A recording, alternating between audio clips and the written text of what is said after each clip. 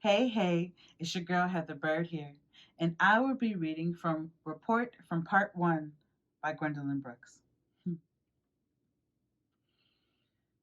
When I was a child, it did not occur to me that the black in which I encased, I called it brown in those days, would be considered one day beautiful.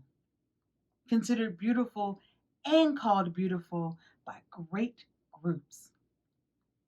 I had always considered it beautiful.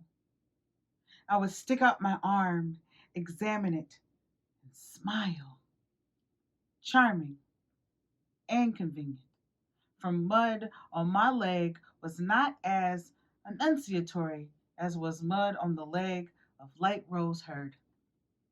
Charm and efficiency. Hmm. This delight in my pigmentation was hardly a feature of my world. One of the first world truths revealed to me when I at last became a member of school was that to be socially successful, a little girl must be bright of skin.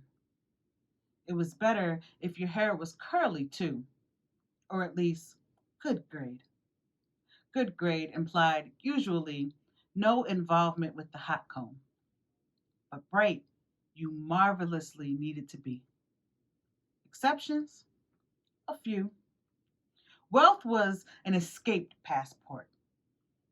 If a dusky maiden's father was a doctor, lawyer, city hall employee, a post office man, or if her mother was a school teacher, there was some hope because that girl would often be lovelier clothed and more of them than her bright competitors, and her hair was often long, at least and straight, oh, so hot comb straight. Such a damsel, if she had virtually nothing to do with the ordinary black women of the class, might be favored, might be accepted. Hmm. My father was a janitor. My mother had been a school teacher in Topeka before her marriage, but that did not count. Who knew it, anyway? Of course, not many knew of my father's lowly calling. Still, there was something about me.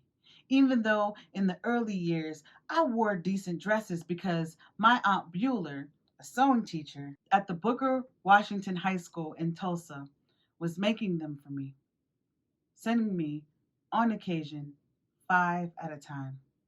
Something that stamped me beyond the pale, and thereby doubly.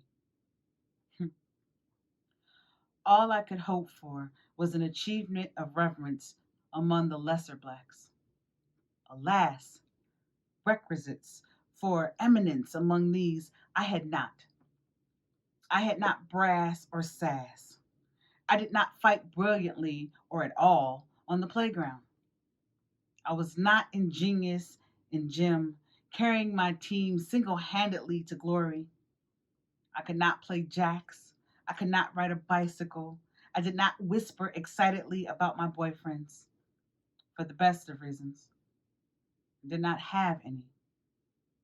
Among the lesser blacks, my decent dresses were hinderers to my advance. The girls who did not have them loathed me for having them. When they bothered to remember that I was alive, that is. When they bothered to remember that I was alive, they called me old stuck up heifer. And they informed me that they wanted nothing to do with no rich people's spoiled children. Doubtless, that decision amazed the bright and the truly rich, whom the critics openly adored.